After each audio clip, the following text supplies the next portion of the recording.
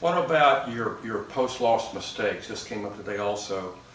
I just want to pick one, and that was not reporting losses that the agency is aware of. I think you had 3 ways that could come back and haunt you. Small gets big.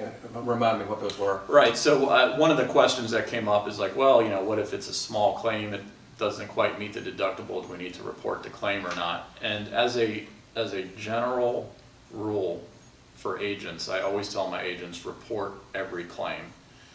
And there's 3 specific things that you could get in trouble as an agent if you don't report the claim. Number 1 is the one you just touched on. You could have a small claim, like minor roof damage, but it turns out it's much more damage than, say, the naked eye could see. And you have a small claim turn into a big claim, but you haven't reported it for months, and now you've violated the policy and the carrier denies the claim. Chances are your insured is going to come after you and say, well, I told you. You said don't report the claim, and I told you what the issue was, and I came to you for advice. So that's small gets big. The second one is you have a contract, and let's use a homeowner's carrier as an example because it's probably the most common one, with that homeowner's carrier that says if you know of a claim, you have an affirmative duty as an agent to report that claim to us. So you could be violating your contract with a particular carrier, and if they catch wind that you've done this multiple times, you could be jeopardizing that relationship and lose that appointment with that carrier. And I don't think any one, especially on the personal lines case, any one customer is more important than your contract with a good carrier. And the third one is once you have that knowledge as an agent, and let's say, for example, the following year, you switch carriers and you have to fill out a new application.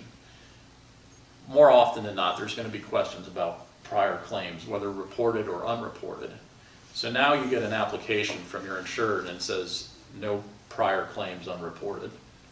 Well, you know that there was a potential prior claim that was unreported, and now you're signing off on an application that has what we call material misrepresentation. And after a loss, if a carrier finds out that there was a material misrepresentation on that application, then they void the policy as if it never existed. You have absolutely no coverage, even if the thing you misrepresented had nothing to do with the loss. You could have a prior roof damage you didn't report on the application, and someone trips in your driveway. You don't have a policy when they void it. And if you as an agent have the knowledge of that prior loss that was not reported and you sign off on it, you're complicit in that material misrepresentation. That's one of the toughest things that these folks face is reporting these minor losses. And you heard me in class today say that I don't follow my own advice because there have been things at my house that did not get reported because of fear of being non-renewed. And that's what these folks are facing. They turn everything in and you get a couple of closed no pays, and then that customer is non-renewed. So that's not your problem, but that's where the problems come from.